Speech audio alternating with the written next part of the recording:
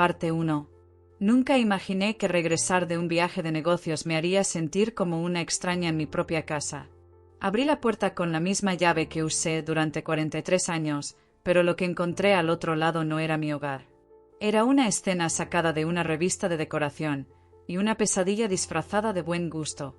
Las paredes que antes estaban pintadas con ese amarillo suave que mi madre eligió en los años 80, el mismo color de las naranjas que crecían en el patio, ahora eran de un gris frío, impersonal, como el interior de una nevera.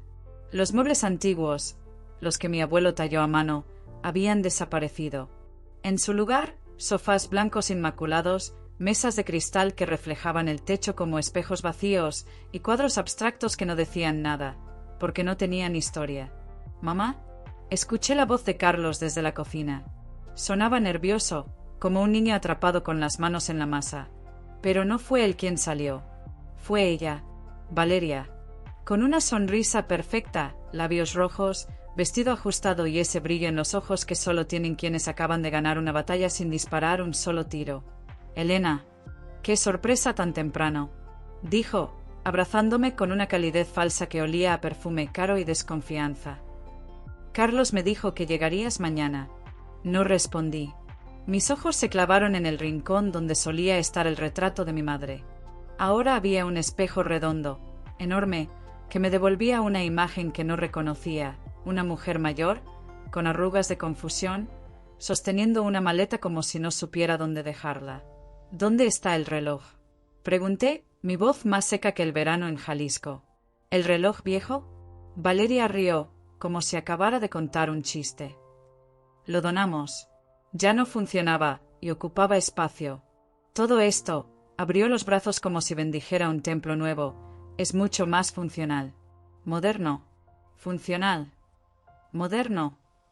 Palabras que suenan bien en catálogos, pero que no entienden que una casa no es solo 4 paredes.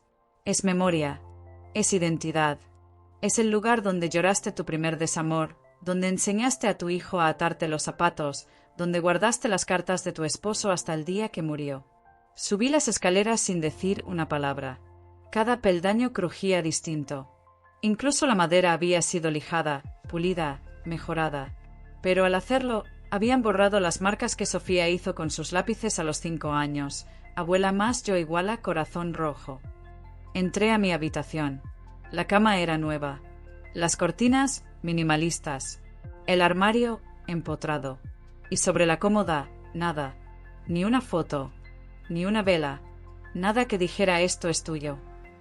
Fue entonces cuando lo supe, no solo habían remodelado mi casa. Habían intentado borrar mi existencia. Pero Valeria cometió un error. Un error que cambiaría todo.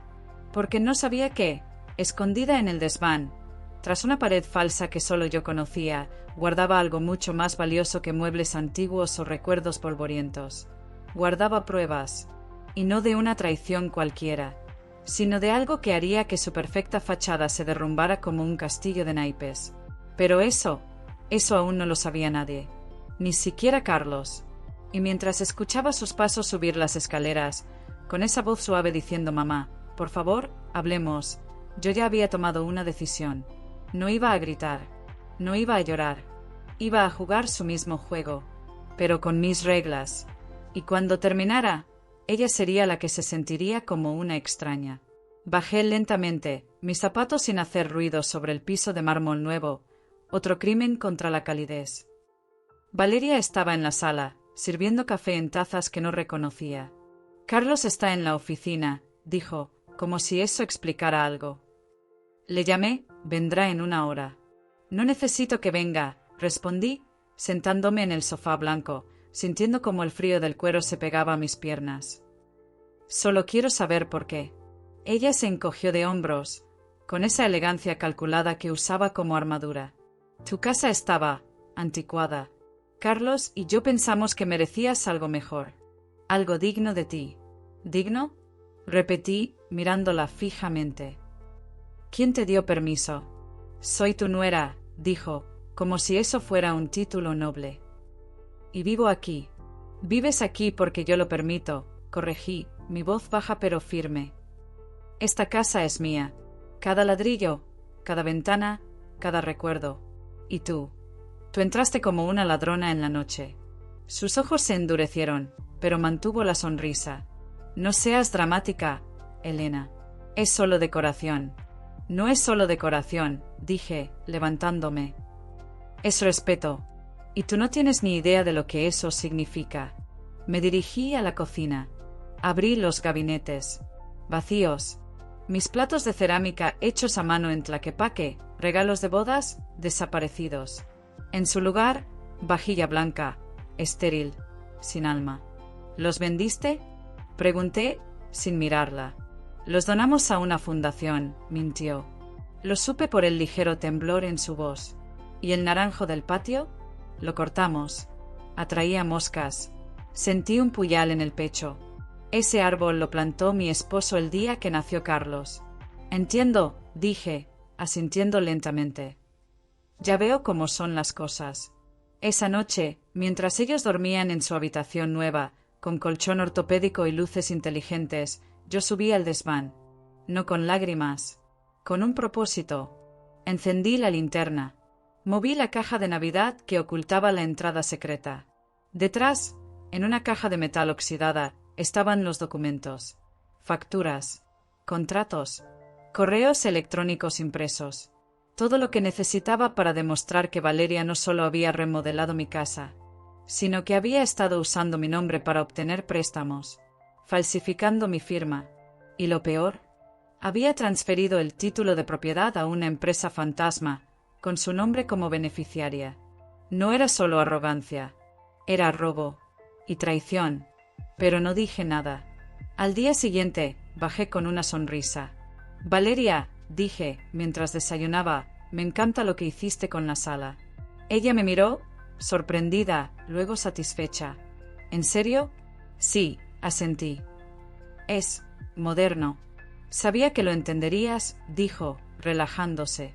Y ya que estás tan buena con los diseños, continué, tomando un sorbo de café, ¿por qué no te encargas de redecorar toda la casa, incluyendo el desván? ¿El desván? Frunció el ceño. Está lleno de trastos viejos. Exacto, dije. Por eso necesito tu toque. Ella aceptó, por supuesto. Nunca sospechó que, al permitirle entrar al desván, le estaba tendiendo la trampa perfecta, porque allí, entre las cajas, había una cámara, y un micrófono, y yo iba a grabar cada mentira que saliera de su boca, hasta que no le quedara ninguna. Parte 2. Valeria subió al desván al día siguiente, con guantes blancos y una libreta de notas como si fuera a inspeccionar una obra de arte. No sabía que cada paso que daba estaba siendo grabado. «Mira esto, Carlos», gritó, sacando una caja de fotos. «¿Tus padres en los años 70? Parecen actores de telenovela». Carlos subió, incómodo. «Mamá las guarda por nostalgia», dijo, pero sin convicción. «La nostalgia no paga las cuentas», respondió Valeria, arrojando las fotos a una bolsa de basura. «Todo esto debe ir al contenedor». Yo observaba desde la puerta, en silencio. ¿Incluso el baúl de madera?, preguntó Carlos, señalando el cofre donde guardaba las cartas de mi esposo. «Sobre todo ese», dijo ella. «Huele a humedad». Fue entonces cuando lo hizo. Abrió el baúl. Y allí, debajo de las cartas, estaba la carpeta roja, la que contenía los documentos del préstamo. Valeria la tomó, la hojeó, y sus ojos se abrieron ligeramente. «¿Qué es esto?», murmuró. «¿Qué?», preguntó Carlos. «Nada», dijo rápidamente, guardándola en su bolso. «Solo papeles viejos». Pero yo la vi. Vi el pánico en su mirada, porque sabía que esos papeles no deberían estar allí, y que si alguien los leía, su mundo se vendría abajo. Esa noche la seguí, no físicamente, con la cámara. La vi en la cocina, revisando los documentos bajo la luz tenue. «Imposible», susurró. Ella no podía saber. Luego, tomó su teléfono. «Necesito que elimines los registros del banco», dijo en voz baja. «Sí, todos. Inmediatamente». Grabé cada palabra, cada temblor en su voz, cada mentira.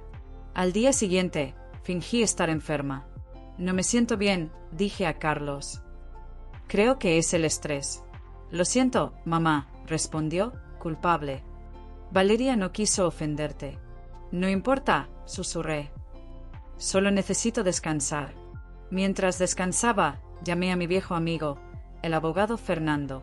Tengo pruebas, le dije, de falsificación, fraude y apropiación indebida. ¿Quieres demandarla? Preguntó. No, respondí. Quiero que ella se demande a sí misma. Le expliqué mi plan. Fernando rió.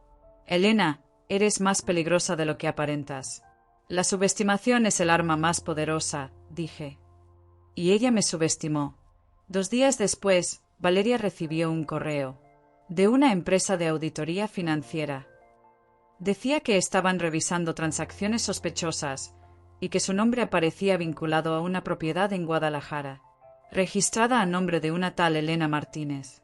Pero con firmas que no coincidían. Valeria entró en pánico. Comenzó a borrar correos, a quemar papeles en el patio. Incluso intentó acceder a mi computadora, pero yo ya había cambiado la contraseña y había instalado un software que registraba cada intento. Mientras tanto, Carlos empezó a notar cosas raras. ¿Por qué Valeria está tan nerviosa?, me preguntó una noche. No lo sé, dije, sirviéndole té. Tal vez el estrés del trabajo, pero ha estado revisando tus papeles. ¿Mis papeles? Fingí sorpresa. ¿Por qué haría eso? Carlos no respondió, pero vi la duda en sus ojos. La semilla había sido plantada. Una semana después, Valeria me confrontó. ¿Tú sabes algo sobre ese correo de auditoría?, preguntó, con los ojos inyectados en sangre. ¿Qué correo?, dije, inocente. Estoy enferma, apenas salgo de la cama. No me mientas, escupió. Sé que fue cosa tuya. Valeria, dije, mirándola con tristeza, si has hecho algo malo, no fue yo quien te delató. Fue tu propia codicia. Esa noche, la escuché llorar en el baño. No de arrepentimiento, de miedo, porque sabía que el castillo que construyó sobre mentiras estaba a punto de colapsar. Y yo solo esperaba en la sombra, con una taza de té y una sonrisa que nunca mostré, porque la venganza más dulce no es la que grita, es la que espera. Parte 3. El llanto de Valeria en el baño no duró mucho. Al día siguiente, volvió a ser la mujer impecable, con el cabello recogido en un moño perfecto y una determinación fría en la mirada. Pero yo ya no la veía como una amenaza. La veía como una pieza en mi tablero. Y las piezas, tarde o temprano, caen. Carlos, en cambio, se volvió más distante. Me miraba como si tratara de descifrar un enigma. Una tarde, mientras regaba las pocas plantas que Valeria no había arrancado del jardín, se acercó con las manos en los bolsillos. «Mamá», comenzó, con voz baja. «¿Tú sabes algo sobre los documentos que Valeria encontró en el desván?» Me limpié las manos en el delantal, fingiendo indiferencia. «¿Qué documentos?» «Los del préstamo, los del banco. Ella dice que alguien está tratando de incriminarla». «¿Incriminarla?», repetí, alzando una ceja. «¿Por qué alguien haría eso?» «No lo sé», suspiró, pasándose una mano por el cabello. «Pero ha estado muy alterada. Incluso habló de mudarse». Ahí estaba, la primera grieta. «¿Mudarse?», pregunté, con una tristeza calculada. «¿Y qué pasa con Sofía? ¿Con su escuela?» «Dice que hay mejores colegios en la Ciudad de México». «Ah», asentí. «Claro, mejores colegios, mejores casas, mejores vidas». Carlos me miró, confundido. «No entiendo por qué dices eso». «Porque tu esposa ya no quiere vivir en la casa de su suegra», dije, sin alzar la voz. «Quiere una casa propia, sin recuerdos, sin pasado, sin interferencias. ¿No es así? Entonces, ¿por qué está quemando papeles en el patio a medianoche?» Él palideció. «¿Tuviste eso?» Oí el olor a humo. Vi las cenizas. Carlos se quedó en silencio. Sabía que no mentía. Esa noche, mientras cenaban, escuché fragmentos de su conversación desde la escalera. «¿Por qué no me dijiste que usaste el nombre de mamá para el préstamo?», preguntó Carlos, con voz tensa. «Fue solo temporal», respondió Valeria, a la defensiva. Necesitaba capital para mi negocio. Iba a devolverlo antes de que ella notara algo. Pero falsificaste su firma. Ella ni siquiera usa la banca en línea. ¿Cómo iba a enterarse? Porque alguien la está ayudando. Hubo un silencio. Luego, la voz de Valeria, más baja, más peligrosa. ¿Crees que tu madre está detrás de esto? No lo sé. Pero algo está pasando, Valeria. Y no me gusta. No necesitaba oír más. Al día siguiente, llamé a Fernando. Es hora, dije. ¿Estás segura? Más segura que nunca. Fernando preparó una citación oficial. No para Valeria. Para el banco. Solicitamos una auditoría forense de todas las transacciones vinculadas a mi nombre en los últimos 2 años. Y lo hicimos público. No en redes, no en periódicos. En los círculos correctos. El mundo financiero es pequeño. Las noticias viajan rápido. 2 días después, Valeria recibió una llamada del banco. La grabé. Señora Valeria, dijo una voz formal, estamos investigando irregularidades en una cuenta vinculada a la señora Elena Martínez. Necesitamos que se presente en nuestras oficinas para aclarar ciertos documentos. Yo no entiendo, balbuceó ella. Solo soy la nuera. Sin embargo, su firma aparece en múltiples contratos como representante legal. Eso es un error. Los errores se corrigen con pruebas, señora. Le esperamos mañana a las 10. Cuando colgó, se desplomó en el sofá. Yo bajé, como si nada. ¿Todo bien, Valeria? Pregunté, con dulzura. ¿Te ves pálida? Sí, solo un poco de migraña, mintió, evitando mi mirada. Pobre, dije, acariciando su hombro. Tal vez deberías descansar. Sí, asintió. Descansar. Pero no descansó. Esa noche, intentó entrar de nuevo al desván. Pensaba que la cámara estaba allí. Pero yo ya la había movido. Ahora grababa desde el reloj de pared del pasillo. La vi registrar cada caja, cada rincón, buscando la carpeta roja. No la encontró. Porque ya no estaba allí. Estaba en manos de Fernando. A la mañana siguiente, Valeria salió temprano, vestida con un traje serio que nunca antes había usado. Carlos la acompañó al banco. Yo me quedé en casa, preparando galletas con Sofía. Abuela, preguntó la niña, mientras mezclaba la harina, ¿por qué mamá está tan enojada últimamente? A veces los adultos hacen cosas que creen correctas, pero no lo son, respondí. Y luego tienen que enfrentar las consecuencias. ¿Como cuando rompí tu jarrón favorito? Exactamente, sonreí. Pero tú te disculpaste. Algunos adultos no saben cómo hacerlo. Sofía sintió, pensativa. Mamá no se ha disculpado contigo, ¿verdad? No, mi amor. Pero tú no estás enojada. Estoy triste, dije. Porque esperaba más de ella. Mientras horneábamos, Carlos llamó. Mamá, su voz temblaba. Valeria está en problemas. ¿Qué pasó? El banco dice que hay pruebas de falsificación, que usó tu firma sin permiso, que transfirió fondos a una cuenta offshore. Oh, cielo, suspiré. Eso suena muy grave. Ella dice que no fue ella. Entonces que lo demuestre. Pero, ¿y si va a la cárcel? Carlos, dije, con calma, si no hizo nada malo, no tiene nada que temer. Colgó, confundido. Esa tarde, Valeria regresó sola. Entró como un fantasma.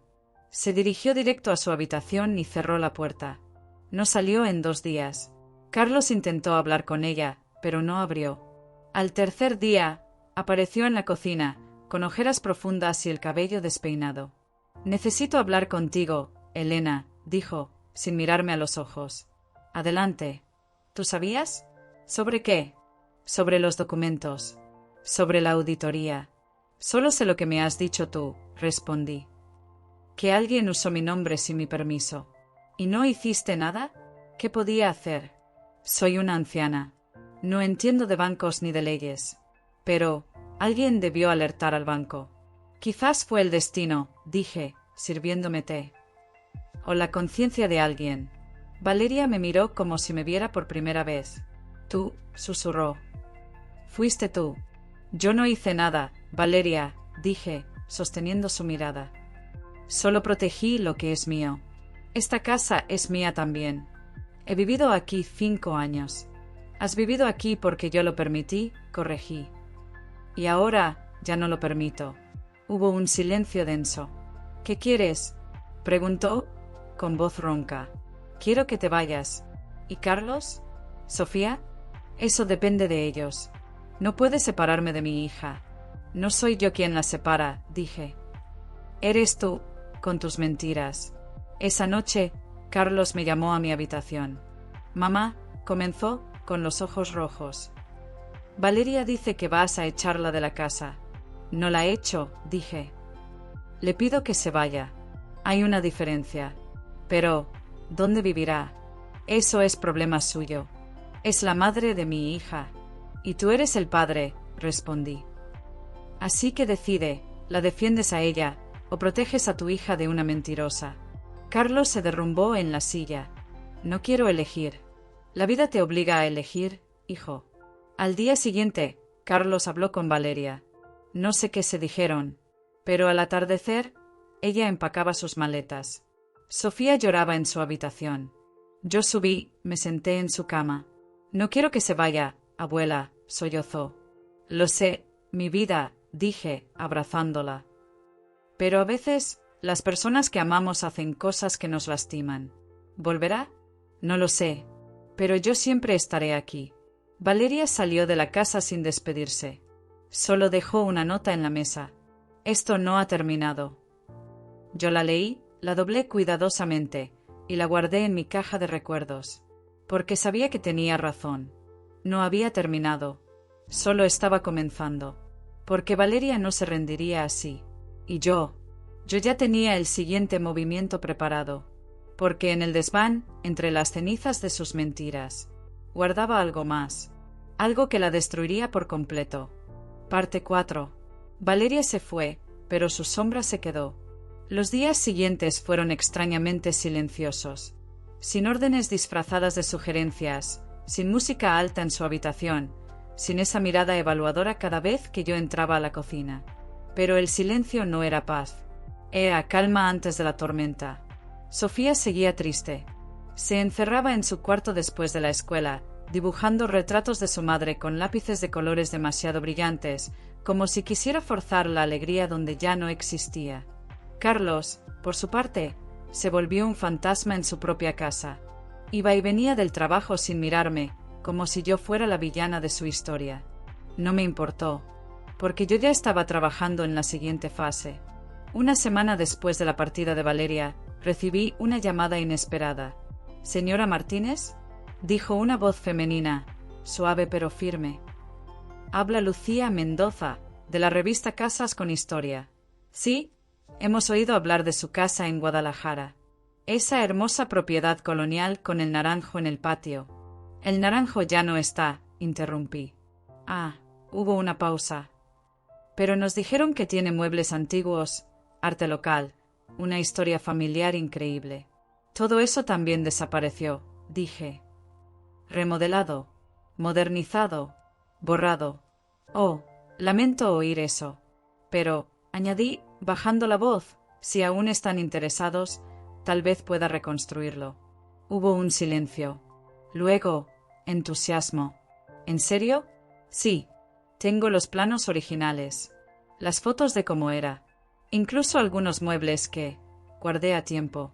«Sería perfecto», exclamó Lucía. «Estamos haciendo un especial sobre casas que recuperan su alma». «Entonces esta es la historia ideal», dije. «Porque mi casa no solo perdió su alma, sino que la traición casi la destruye por completo». Colgué y sonreí. No era solo una revista, era una trampa, porque sabía que Valeria seguía mis movimientos, y cuando viera la publicación, no resistiría la tentación de regresar. Mientras tanto, llamé a artesanos de Tlaquepaque. Encargué réplicas exactas de los platos, del reloj de pared, del baúl de madera. Contraté a un pintor para que devolviera el amarillo suave a las paredes. Incluso planté un nuevo naranjo en el patio, aunque sabía que tardaría años en dar frutos. Pero no importaba. Lo importante era la apariencia, la ilusión de que todo volvía a la normalidad. 2 semanas después, Lucía y su equipo llegaron. Fotografiaron cada rincón. Me entrevistaron durante horas. ¿Qué le diría a alguien que está a punto de perder su hogar por culpa de otros? Preguntó Lucía, con los ojos brillantes. Que el hogar no está en las paredes, respondí. Está en la memoria. Y mientras recuerdes quién eres, nadie puede quitártelo. La entrevista se publicó 3 días después. Y al cuarto recibí un mensaje. No de Valeria, de su abogado. Mi clienta desea negociar la devolución de ciertos objetos personales que quedaron en la propiedad. Qué curioso, le dije a Fernando por teléfono. ¿Qué objetos? No lo especifica, pero insiste en entrar a la casa. Perfecto, dije. Dile que puede venir, pero solo bajo supervisión. Fernando entendió. Preparamos todo. Las cámaras estaban activas. Los micrófonos, sensibles. Y yo estaría esperando. Valeria llegó al mediodía, vestida con ropa sencilla, sin maquillaje, con el cabello suelto. Parecía más joven, más vulnerable. Pero yo no caí en la trampa. Gracias por permitirme entrar, dijo, con voz suave. Solo por 30 minutos, respondí. Y no toques nada sin mi permiso. Asintió y comenzó a caminar por la casa. Se detuvo en la sala, donde el sofá antiguo ya estaba de vuelta. «¿Lo recuperaste?», murmuró. «Algunas cosas valen la pena salvar», dije. Subió al desván. Allí, fingí buscar una caja. «¿Buscas algo en particular?», pregunté. «Mis fotos de la boda», dijo. «Las guardé aquí antes de irme». «Ah, sí», asentí. «Creo que están en esa caja azul». Mientras ella rebuscaba, saqué mi teléfono. «Fernando», susurré, «está en el desván». Él ya sabía qué hacer. 10 minutos después, sonó el timbre. Era un oficial de justicia. «Señora Valeria Rojas», dijo, con voz formal, «tiene una citación para comparecer ante el juzgado por fraude documental y apropiación indebida». Valeria palideció. «Pero esto es privado». «La citación es pública», dijo el oficial. «Y la señora Martínez ha presentado pruebas adicionales». «¿Qué pruebas?», gritó, mirándome. «Las que grabaste tú misma», dije, mostrándole la pantalla de mi teléfono. «Cuando intentaste borrar los registros del banco». Sus ojos se llenaron de pánico. «No puedes usar eso». «Es una grabación legal», dijo Fernando, apareciendo en la puerta. «Hecha en propiedad privada, con consentimiento implícito al entrar». Valeria se derrumbó en el suelo. Carlos no sabía nada. «Eso ya no importa», dije. «Ahora el juez decidirá». Pero antes de que el oficial se la llevara, añadí.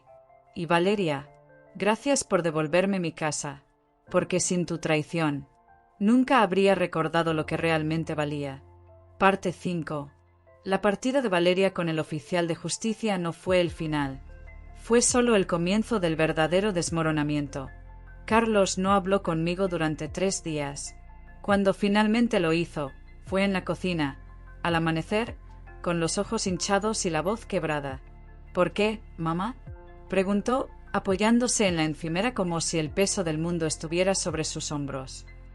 «¿Por qué no me lo dijiste antes?». «¿Haberte dicho qué?», respondí, sirviendo café en 2 tazas. «¿Que tu esposa estaba robando mi identidad?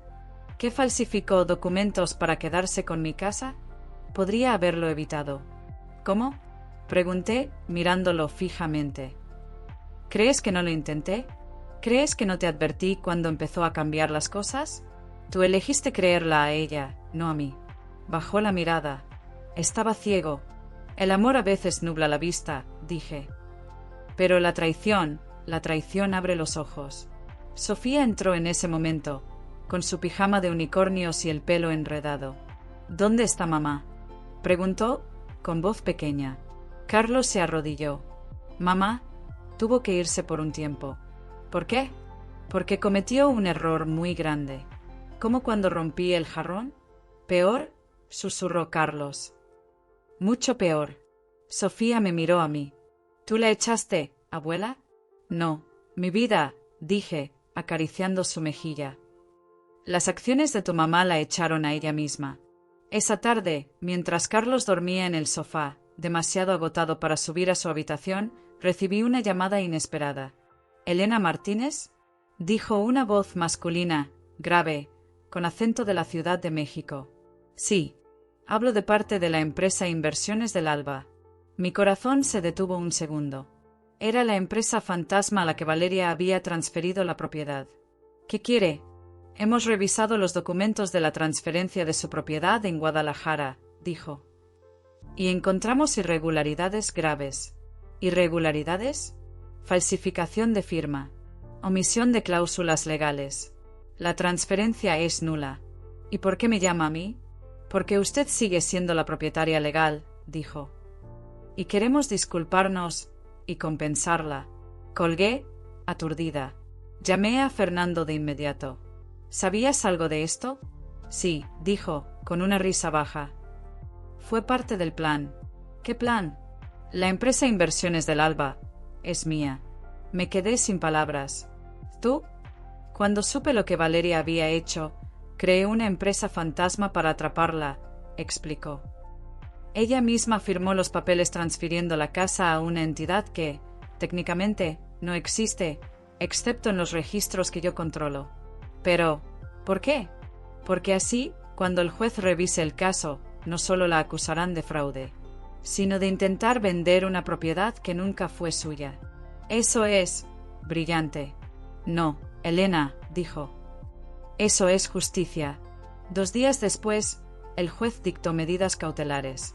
La cuenta bancaria de Valeria fue congelada, sus activos embargados, y lo más importante, se le prohibió acercarse a menos de 500 metros de mi casa. Pero Valeria no se rindió. Una noche, mientras Sofía dormía, escuché un ruido en el jardín. Abrí las cortinas con cuidado. Era ella. Estaba al otro lado de la calle, bajo la luz de un farol, mirando la casa con una expresión que no pude descifrar. No era odio. No era tristeza. Era desesperación pura. Salí al porche, sin miedo. Vete, Valeria, dije, en voz baja pero clara. No puedes estar aquí. Ella no se movió. Solo quiero ver a mi hija, susurró. Entonces arregla tus errores, respondí. No con lágrimas, con acciones. ¿Cómo? Devuelve lo que robaste. Confiesa la verdad. Enfrenta las consecuencias. Me arruinarán. Ya te arruinaste tú sola. Se quedó allí un minuto más. Luego, se dio la vuelta y desapareció en la oscuridad. Al día siguiente, recibí un sobre en el correo. Dentro, había un cheque, por el monto exacto que había transferido de mi cuenta. Y una nota. No es suficiente, pero es un comienzo. No lo deposité. Lo guardé, porque sabía que esto no era el final. Era solo el primer paso de su redención. Y mientras tanto, yo tenía otra batalla que librar. Porque Carlos seguía distante. Y Sofía seguía preguntando por su madre. Una tarde, mientras horneábamos galletas, la niña me miró con esos ojos grandes que tanto se parecían a los de su padre. «Abuela, ¿tú odias a mamá?» «No, mi vida», dije. «No odio a nadie. Pero ella te hizo daño». «Sí, pero el odio no cura el daño. Solo lo alimenta. Entonces, ¿qué haces?» «Espero», dije. «Y observo, porque las personas pueden cambiar, o pueden seguir cavando su propia tumba». Y Valeria, aún no decidía qué camino tomar, pero yo ya tenía preparado el siguiente movimiento, porque en el fondo del desván, entre las cajas de recuerdos, guardaba algo que ni siquiera Fernando conocía, algo que, si Valeria lo descubría, la destruiría por completo, o la salvaría, dependía de ella. Parte 6. El cheque que Valeria envió nunca fue cobrado. Lo guardé en un sobre de papel manila, junto con la nota, dentro del cajón de mi mesita de noche. No como prueba, sino como testamento. Porque en ese gesto, por pequeño que fuera, vi algo que no esperaba, un destello de conciencia. Pero no me confié.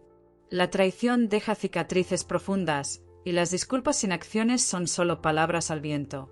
Mientras tanto, la vida en la casa intentaba volver a la normalidad. Carlos empezó a cenar con nosotras. Sofía volvió a reír, aunque sus risas eran más cortas, como si temiera que la alegría atrajera de nuevo la tristeza. Yo, por mi parte, seguí reconstruyendo cada rincón, no solo con muebles antiguos, sino con nuevos recuerdos. Una tarde, mientras regaba las gardenias que había plantado en el lugar donde antes estaba el naranjo, sonó el timbre. No era un oficial de justicia. Era una mujer de unos 50 años, con el cabello canoso recogido en una trenza y una carpeta de cuero en las manos. —¿Señora Elena Martínez? —preguntó, con una voz suave pero firme. —Sí.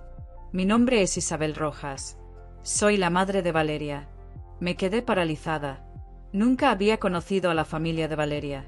Carlos decía que vivían en Monterrey y que rara vez se veían.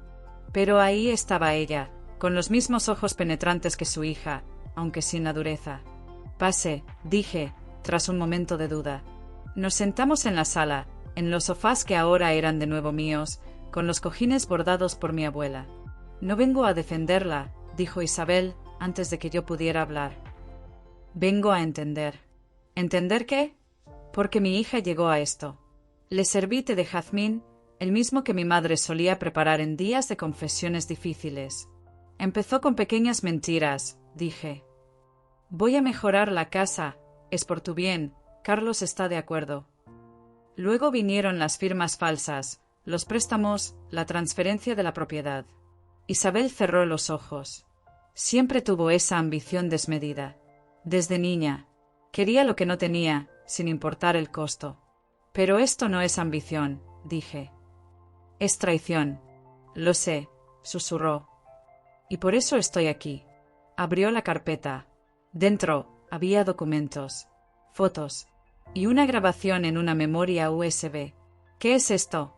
Pregunté, con el corazón acelerado. La verdad completa, dijo. Lo que Valeria nunca quiso que supieras. Tomé la memoria con manos temblorosas. ¿Por qué me das esto?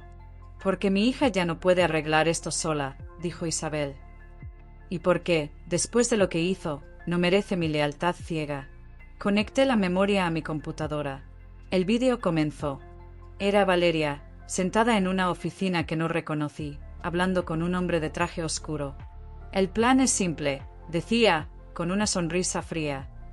Elena es vieja. No entiende de papeles. En 6 meses, la casa será mía legalmente. ¿Y si se entera? Preguntó el hombre. No se enterará. Carlos está de mi lado. ¿Y si no? Se encogió de hombros. Siempre podemos decir que su mente ya no es la misma. Sentí un frío en la espalda. No solo había planeado robarme la casa, había planeado declararme incapaz. Isabel me miró, con lágrimas en los ojos. No sabía nada de esto hasta hace una semana, cuando encontré estos documentos en su apartamento temporal. ¿Apartamento temporal? Sí. Vive en un hotel barato desde que la echaron del banco. No la eché yo, dije. La echó su propia codicia. Isabel asintió. Lo sé. Y por eso vine. No para pedirte perdón, sino para ayudarte a terminar lo que empezaste. Esa noche llamé a Fernando. Tenemos más pruebas, dije. ¿Qué clase de pruebas? Grabaciones, documentos, testimonios. Perfecto, dijo. El juez las aceptará. No, interrumpí. No las voy a usar. Hubo un silencio al otro lado de la línea. ¿Por qué no? Porque quiero que ella me las entregue. Fernando entendió. Eres más cruel de lo que pensaba. No es crueldad, dije. Es justicia con dignidad. Al día siguiente, envié una carta a Valeria. No por correo, por mensajería privada, con acuse de recibo. Tengo lo que buscas. Ven sola, sin abogados, sin cámaras, solo tú y yo. Si no vienes, entrego todo al juez. Tienes 48 horas. Sabía que vendría, porque cuando no tienes nada que perder, arriesgas todo por un último intento. Llegó al anochecer, con la misma ropa que usaba en el hotel, el cabello sin peinar, los ojos hundidos. Pero su mirada seguía siendo la de una leona herida, no domesticada. ¿Qué quieres? Preguntó, sin saludar. Sentarte, dije, señalando el sofá. Y escuchar. Se sentó, rígida. Tu madre estuvo aquí, dije. Palideció. ¿Qué dijo? que no te defenderá más. Ella no entiende. Entiende más que tú. Grité por primera vez. Entiende que robaste mi casa, mi nombre, mi dignidad. Y encima planeabas declararme loca para quedarte con todo. Valeria bajó la mirada. Estaba desesperada. No, interrumpí. Estabas codiciosa. Hay una diferencia. Hubo un largo silencio. Luego, sacó un sobre de su bolso. Aquí está todo, dijo. Las contraseñas de las cuentas, los nombres de los testaferros, las grabaciones que hice con el abogado del banco. ¿Por qué? Porque perdí todo, dijo, con la voz quebrada. Mi trabajo, mi reputación, mi hija. Tu hija sigue ahí, dije. Pero tú la abandonaste cuando te convino. No la abandoné.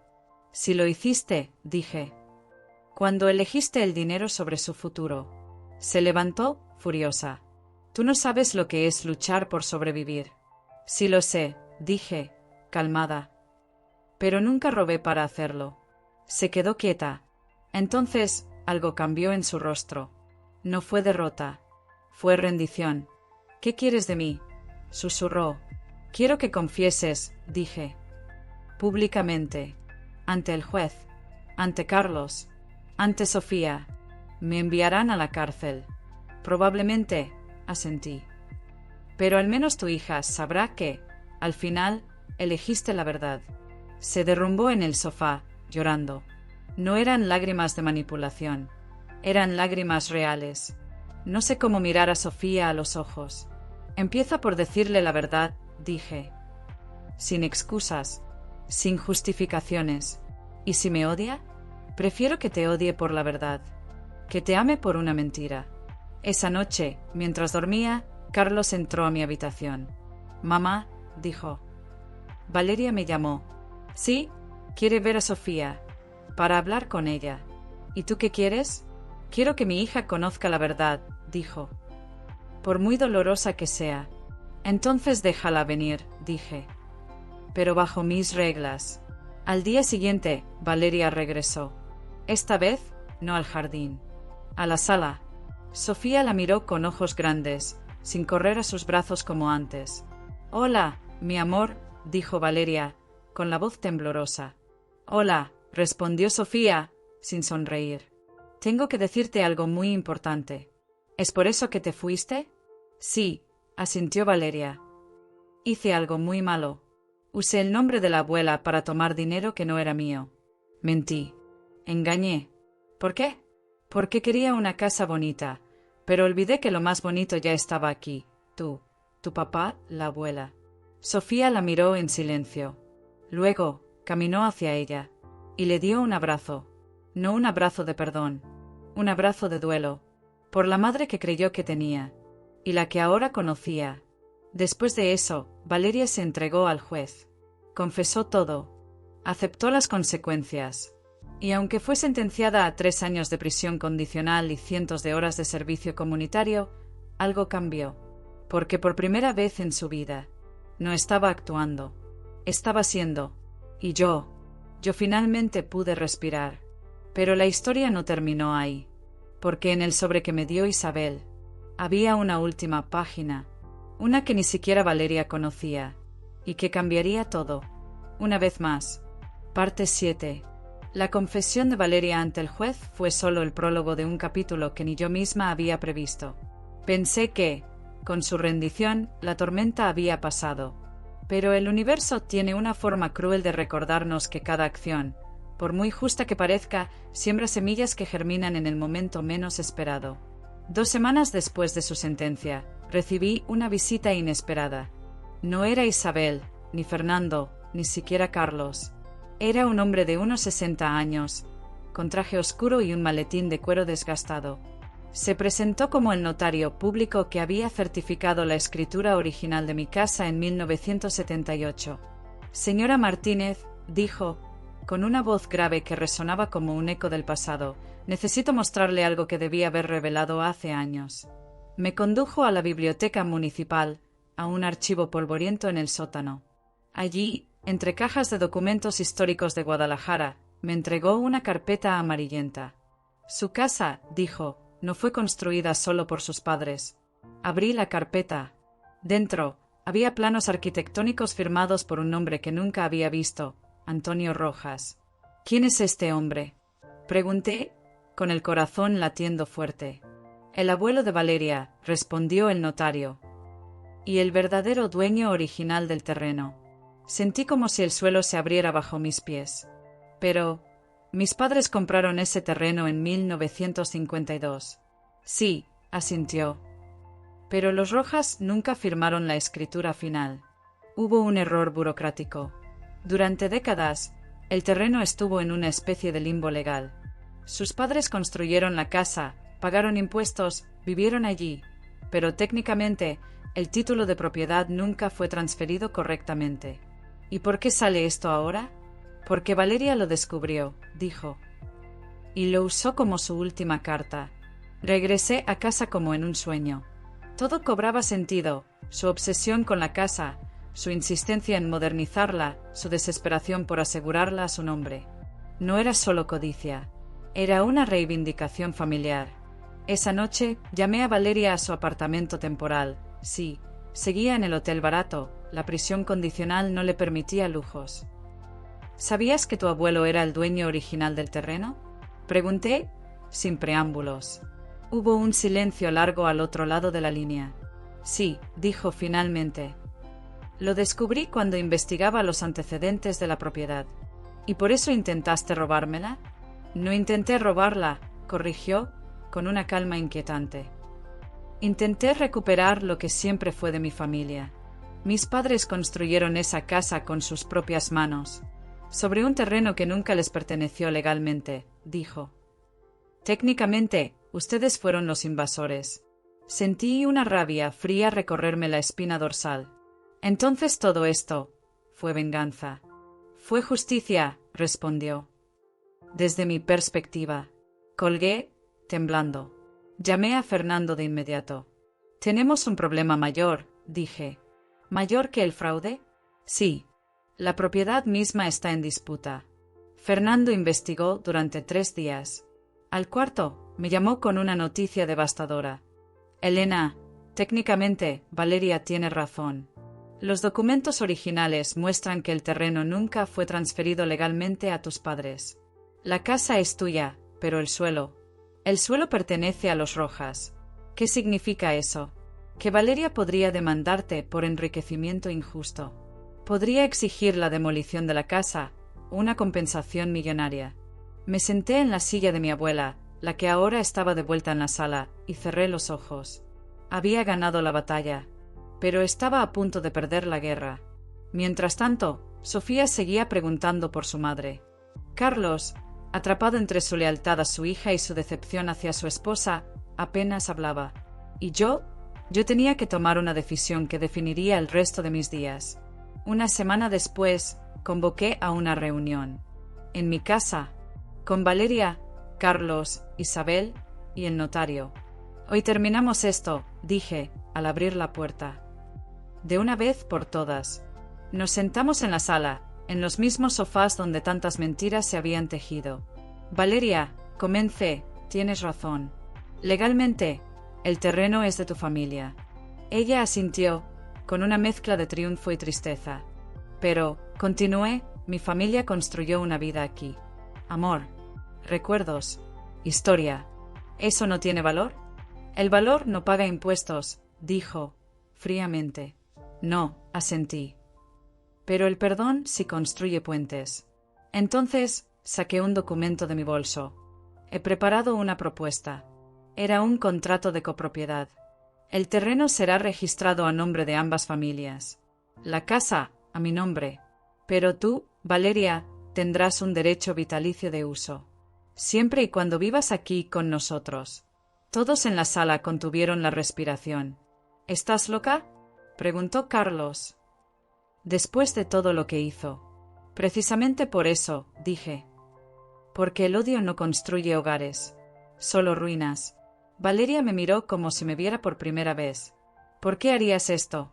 Porque Sofía merece una madre, dije.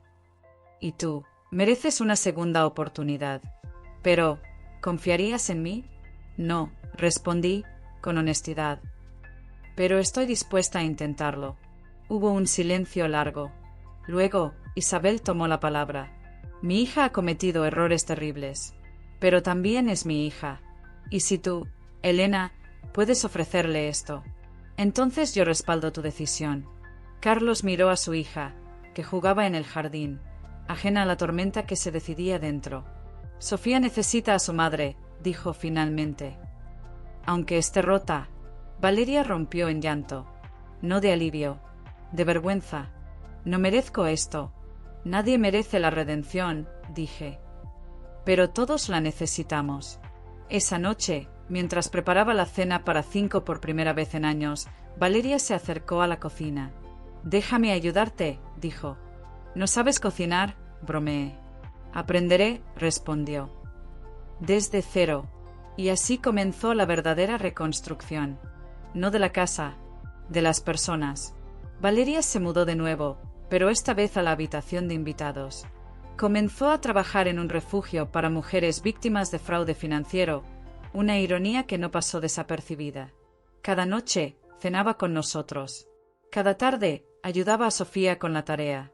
Pero yo no bajé la guardia, porque en el fondo del desván guardaba una última prueba, una que ni siquiera ella conocía, porque el abuelo Antonio Rojas no era solo el dueño del terreno, era también el amante secreto de mi abuela. Y la casa era el fruto de ese amor prohibido. Por eso mis padres la construyeron allí, no por casualidad, sino por destino. Y si Valeria descubría esa verdad, su odio se convertiría en algo mucho más peligroso. Vergüenza familiar. Pero eso aún no estaba listo para salir a la luz. Porque primero, tenía que ver si su redención era real, o solo otra mentira bien ensayada. Parte 8. Los primeros 30 días de la nueva convivencia fueron como caminar sobre cristales rotos. Cada paso requería cuidado, cada palabra, intención. Valeria cumplía con su parte del trato con una precisión casi militar. Se levantaba al alba, preparaba el desayuno para Sofía, la acompañaba a la parada del colegio y regresaba a trabajar en el refugio hasta la tarde. Nunca entraba a mi habitación. Nunca tocaba mis cosas. Y nunca, bajo ninguna circunstancia, mencionaba el pasado. Pero yo la observaba. No con desconfianza, con curiosidad. Porque el verdadero cambio no se ve en las acciones forzadas, sino en los gestos espontáneos. Una tarde, mientras Sofía hacía la tarea en la mesa del comedor, dejó caer su vaso de jugo. El líquido rojo se esparció sobre los cuadernos, las hojas, el mantel blanco que yo había bordado con mis propias manos. «Lo siento, abuela», gritó, al borde del llanto. Antes de que yo pudiera reaccionar, Valeria ya estaba allí. No con un grito, no con una reprimenda. Con una toalla húmeda y una sonrisa tranquila. «No pasa nada, mi amor», dijo, limpiando con calma. «Los accidentes pasan. Lo importante es arreglarlo juntas». Y lo hizo. No como una madre perfecta, sino como una madre presente. Esa noche, mientras lavaba los platos, me acerqué a ella. «Hoy lo hiciste bien», dije, sin mirarla. «Gracias», respondió, con voz baja. «Aprendo de ti». «¿De mí?» «Sí. Tú nunca gritas. Pero todos saben cuando estás enojada». Sonreí, a pesar de mí misma. «Eso se llama autoridad, no ruido». «Quisiera tener eso», dijo. En vez de caos interno. Fue la primera vez que admitía su fragilidad. No como excusa, como confesión. Pero justo cuando empezaba a creer que la paz era posible, el pasado regresó con garras. Una mañana, recibí un paquete sin remitente. Dentro, había un sobresellado y una llave antigua de bronce. La llave del desván. La que yo creía que solo yo conocía. Abrí el sobre con manos temblorosas. Era una carta, escrita a mano, con una caligrafía que no reconocía al principio. «Elena, si estás leyendo esto, significa que ya no puedo protegerte. Lo que construiste sobre mentiras pronto se derrumbará, porque la verdad siempre encuentra su camino, incluso desde la tumba». No había firma, pero al final, un símbolo, una rosa con una espina rota, el emblema de la familia Rojas. Corrí al desván. La pared falsa estaba intacta, pero la caja de metal estaba abierta. Los documentos originales del terreno, las fotos de mi abuela con Antonio Rojas, las cartas de amor escritas en papel amarillento. Todo seguía allí, pero alguien los había tocado. Había huellas de polvo desplazado, y una nota, apenas visible, escrita con lápiz en el margen de una carta. ¿Sabías que tu abuela traicionó a tu abuelo, con mi bisabuelo? Sentí un mareo, no por la traición, porque la nota no estaba escrita por Valeria. Era de Sofía. Mi nieta de 12 años había estado en el desván, y había leído todo. Bajé las escaleras como una sombra. Sofía estaba en el jardín, dibujando en su cuaderno. ¿Qué sabes del desván, mi vida?, pregunté, con suavidad. Ella levantó la vista, con los ojos llenos de preguntas. Vi fotos de una mujer que se parece a ti, con un hombre que no era el abuelo. Esa mujer era mi abuela, dije. Y ese hombre era un amigo muy cercano. ¿Solo un amigo? A veces, los adultos tienen secretos que no entienden los niños, dije. Pero eso no los hace malos. ¿Entonces mamá lo sabe? No, respondí. Y no debes saberlo. ¿Por qué? Porque algunos secretos protegen a las personas. Pero tú odias los secretos, dijo, con una lógica infantil que me partió el alma. Siempre dices que la verdad es lo más importante. No supe qué responder, porque tenía razón. Esa noche confronté a Valeria. ¿Le mostraste el desván a Sofía? Jamás, respondió, ofendida. Ni siquiera sé dónde está la entrada. Alguien estuvo allí. Quizás fue Carlos, sugirió. O tu amiga del mercado. Nadie más conoce esa entrada, dije. Solo yo, y ahora, Sofía. Valeria palideció. ¿Crees que ella? No la culpo, interrumpí. La curiosidad es natural, pero si descubre la verdad sobre el terreno. La verdad ya está descubierta, dije. Lo que importa es cómo la manejamos. Al día siguiente, llamé a Fernando. Necesito que legalices la historia, dije. No como un secreto, como un legado. ¿Qué quieres hacer? Quiero que el juzgado reconozca que la casa fue construida sobre un amor prohibido, y que por eso pertenece a ambas familias por igual. Fernando tardó una semana en preparar los documentos. Mientras tanto, Sofía seguía observándome con esos ojos que parecían ver más allá de las palabras. Una tarde me entregó un dibujo. Era la casa, pero con 2 puertas, una marcada con Martínez, la otra con Rojas. Así debería ser, dijo. 2 familias, una casa. Le abracé con fuerza. Eres más sabia que todos nosotros juntos. La audiencia en el juzgado fue breve. Presentamos las pruebas históricas, los testimonios del notario, las cartas de amor. El juez, un hombre mayor con ojos cansados pero justos, escuchó en silencio. Lo que ustedes tienen aquí, dijo al final, no es una disputa legal. Es una historia humana. Y las historias humanas no se resuelven con leyes. Se resuelven con corazón. Dictaminó que la propiedad sería registrada como patrimonio compartido, con derechos iguales para ambas familias y una cláusula especial. Ninguna de las partes podrá vender, hipotecar o alterar la estructura histórica de la vivienda sin el consentimiento unánime de todos los herederos. Cuando salimos del juzgado, Valeria se detuvo frente a mí. Gracias, dijo, por no destruirme por completo. No te salvé a ti, respondí. Me salvé a mí misma, porque si hubiera elegido el odio, habría perdido mi alma. Esa noche, celebramos en casa. Carlos preparó mole. Sofía decoró la mesa con flores del jardín. Y Valeria trajo una botella de vino que había guardado durante años. Es del viñedo de mi abuelo, dijo. El mismo terreno donde nació esta historia. Brindamos, no por el pasado, por el futuro. Pero mientras todos reían, yo miré por la ventana, y vi una figura en la calle, una mujer mayor, con un vestido negro y un ramo de rosas blancas. Era Isabel, pero no entró. Solo dejó las flores en la puerta, y se fue. Al día siguiente, encontré una nota entre las rosas. Gracias por darle a mi hija lo que yo nunca pude. Una segunda oportunidad. Guardé la nota junto al cheque no cobrado, porque ahora entendía. La verdadera venganza no es destruir al enemigo, es convertirlo en aliado. Y la verdadera justicia no es castigar, es sanar. Pero aún quedaba un último secreto. Uno que ni siquiera Fernando conocía, porque en el fondo de la caja de metal, bajo las cartas de amor, había un testamento, firmado por mi abuela, y en él, ella legaba la casa, no a mis padres, sino a Antonio Rojas, con una condición, que su descendencia cuide de esta casa como si fuera su propia sangre.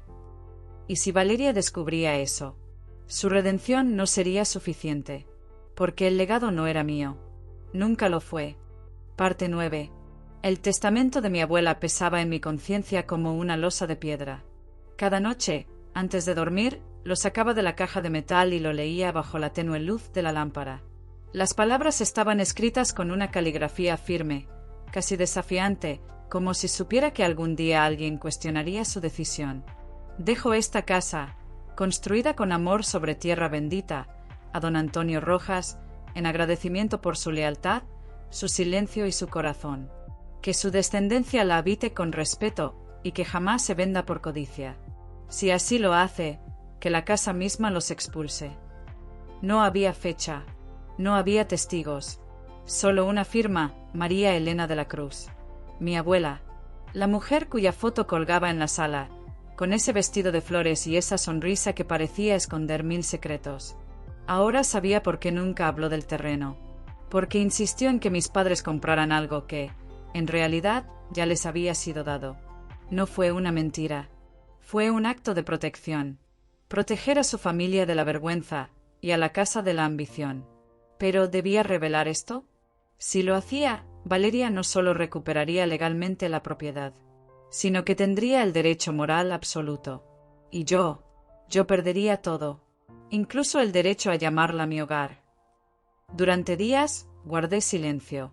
Seguí cocinando, regando las plantas, ayudando a Sofía con sus tareas. Pero cada mirada que Valeria me lanzaba me quemaba como brasas.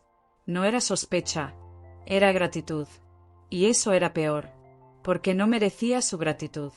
No mientras ocultara la verdad. Una tarde, mientras doblaba ropa en el patio, Sofía se acercó con un libro viejo en las manos. «Abuela», dijo, «encontré esto en el desván». Era un diario. El diario de mi abuela.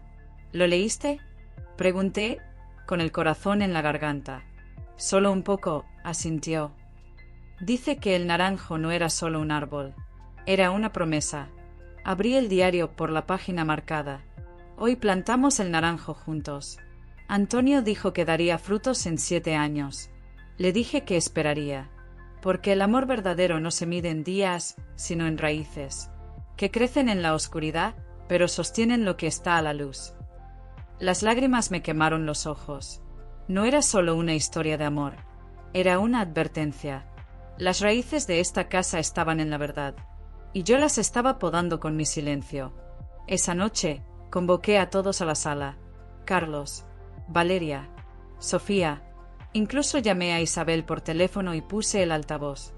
«Hoy termino con los secretos», dije, sosteniendo el testamento. «Porque una casa construida sobre mentiras nunca será un hogar». Valeria palideció. «¿Qué es eso?» «El testamento original de mi abuela», respondí. «Donde lega esta casa a tu bisabuelo Antonio Rojas». El silencio que siguió fue tan denso que pude oír el reloj de pared, el que Fernando había hecho replicar, marcar los segundos como latidos. «No puede ser», susurró Valeria. «Si eso fuera cierto». «Es cierto», dije. «Y he estado guardándolo para proteger lo que creía mío. Pero, ¿por qué ahora?» «Porque Sofía merece saber de dónde viene», dije, mirando a mi nieta. «Y tú mereces saber que tu familia no solo perdió este lugar, sino que nunca debió perderlo». Isabel lloró al otro lado de la línea. «Mi padre nunca nos habló de esto. Porque el amor verdadero no exige reconocimiento», dije. «Solo respeto». Valeria se levantó, temblando. «Entonces, todo lo que hice fue innecesario», completé. Porque la casa ya era tuya. Se derrumbó en el sofá, cubriéndose el rostro con las manos. He sido una tonta, una egoísta. No, dije. Fuiste una heredera que no conocía su herencia. Carlos me miró, con los ojos llenos de preguntas. Mamá, ¿y nosotros? Ustedes son parte de esta historia, dije. Porque el amor de mis padres por esta casa la hizo real. Pero la raíz siempre fue de los Rojas. Entonces hice algo que nadie esperaba. Tomé el testamento y lo entregué a Valeria. Es tuyo, dije. Pero con una condición. ¿Cuál? Que Sofía herede la casa cuando sea mayor. ¿Y tú? Yo seguiré viviendo aquí, dije. Porque un hogar no se mide en papeles, sino en quien lo cuida con el corazón. Valeria abrazó el testamento como si fuera un niño recién nacido. No sé cómo agradecerte. No me agradezcas, dije. Cuida lo que te fue dado. Durante las semanas siguientes, algo cambió en la casa.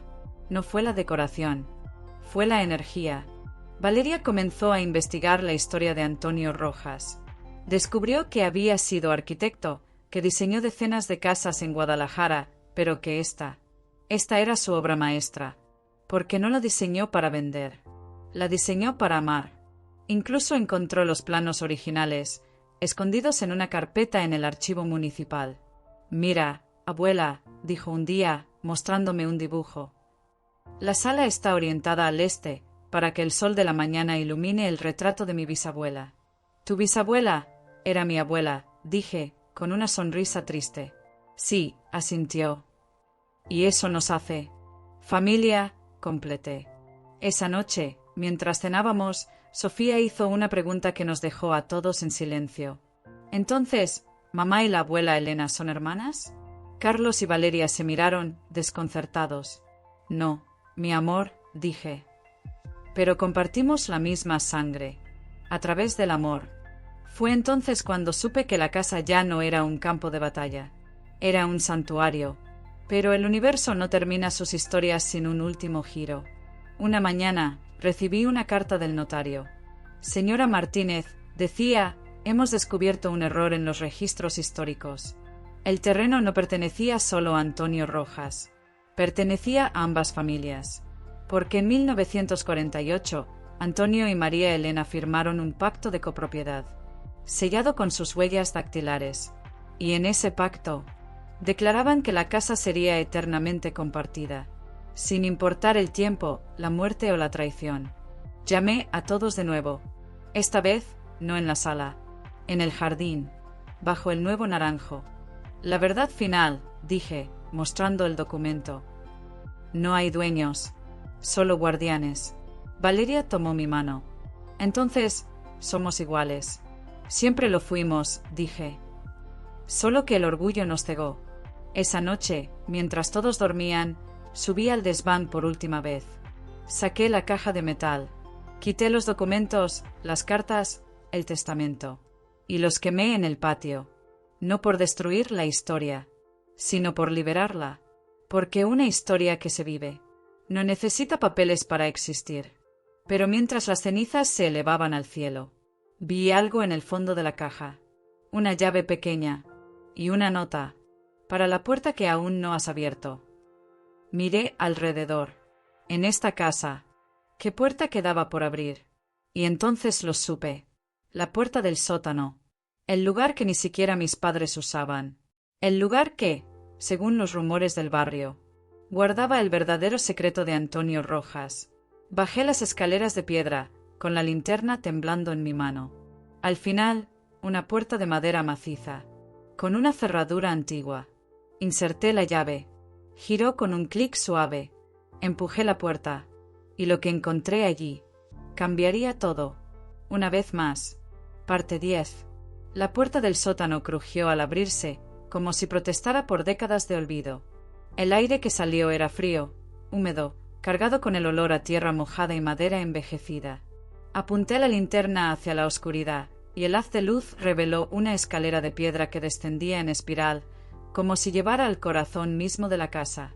Bajé con cuidado, cada peldaño resonando como un latido. Al llegar al fondo, La linterna iluminó una habitación circular, con paredes de piedra sin pulir y un techo abovedado. En el centro había una mesa de madera maciza, cubierta por un paño de lino amarillento. Me acerqué. Retiré el paño. Debajo no había oro. No había documentos secretos. No había armas ni pruebas de traición. Había un libro, encuadernado en cuero oscuro, con las iniciales AR+MC grabadas en oro desgastado. Lo abrí con manos temblorosas. Era un libro de recetas, pero no de cocina, de vida. Cada página contenía una lección escrita a mano, alternando entre la caligrafía firme de Antonio Rojas y la elegante de mi abuela, María Elena. Día 1. El respeto no se exige. Se cultiva como el naranjo. Día 47. Cuando discutas, nunca cierres la puerta, porque el perdón necesita una entrada. Día 112. La casa no es tuya porque la compraste. Es tuya porque la amas. Día 200. Si tu enemigo cae, no lo pisotees. Ayúdalo a levantarse y camina junto a él. Al final del libro, una última entrada, firmada por ambos. Hoy sellamos nuestro pacto no con papeles, sino con esta casa. Que sea testigo de que el amor verdadero no necesita posesión, solo presencia, y que quien la habite, recuerde, no eres dueño de este lugar, eres su eco. Me senté en el suelo, abrazando el libro como si fuera un hijo perdido. Lloré, no por tristeza, sino por alivio, porque el secreto más grande de la casa no era quién la poseía, sino cómo se debía vivir en ella. Subí las escaleras con el libro en el pecho. Al salir al jardín, el sol de la mañana bañaba el nuevo naranjo con una luz dorada. Valeria estaba allí, regando las flores. ¿Qué encontraste?, preguntó al ver mi expresión. La verdad, dije. La única que importa. Le entregué el libro. Mientras lo leía, sus ojos se llenaron de lágrimas. Todo este tiempo, estuvimos peleando por algo que nunca fue para poseer. Sí, asentí. Era para compartir. Esa misma tarde, reunimos a toda la familia en el jardín. Carlos, Sofía e incluso Isabel, que vino desde Monterrey al enterarse de que el secreto final había sido revelado. Leímos el libro en voz alta, página por página. Cuando terminamos, Sofía se levantó y caminó hasta el naranjo. Abuela, dijo, ¿podemos plantar otra cosa? ¿Qué quieres plantar? Una rosa. ¿Por qué? Porque las espinas protegen la belleza, dijo, con esa sabiduría que solo los niños poseen. Y esta casa ya ha sufrido demasiado. Todos asintieron. Esa noche, mientras la luna iluminaba el jardín, plantamos una rosa blanca junto al naranjo. Y enterramos el libro bajo sus raíces, no como un secreto, sino como una semilla. Las semanas siguientes fueron las más tranquilas que la casa había conocido en años. Valeria dejó el refugio y abrió un pequeño taller de restauración de muebles antiguos en el garaje. Carlos comenzó a escribir un libro sobre la historia de la casa. Y yo empecé a enseñarle a Sofía a bordar, como mi abuela me enseñó a mí. Una tarde, mientras cosíamos en la sala, Valeria entró con una caja de madera. «Encontré esto en el ático de mi madre», dijo. «Creo que es para ti». Dentro había una foto en blanco y negro. Era mi abuela y Antonio Rojas, de pie frente a la casa en construcción, sonriendo como si el mundo fuera solo ellos dos. En la parte de atrás, una nota. Para quien entienda que el amor no construye paredes, sino puentes. Colgué la foto en la sala, junto al retrato de mis padres. No como una traición, sino como un homenaje, porque el amor no siempre es lineal. A veces es un círculo, y todos nosotros éramos parte de ese círculo. Meses después, recibí una carta del ayuntamiento. Señora Martínez, decía, su casa ha sido declarada Patrimonio Cultural Familiar de Guadalajara, no por su arquitectura, sino por su historia. La historia de dos familias que se odiaron, se traicionaron, se perdonaron, y finalmente se unieron. En la ceremonia, Valeria y yo cortamos la cinta juntas. Los periodistas preguntaron, ¿quién es la dueña de esta casa? Miré a Valeria. Ella me miró a mí. Y dijimos al unísono, nadie. Y todos, porque una casa así no pertenece a una persona, pertenece a la memoria, al perdón, al futuro.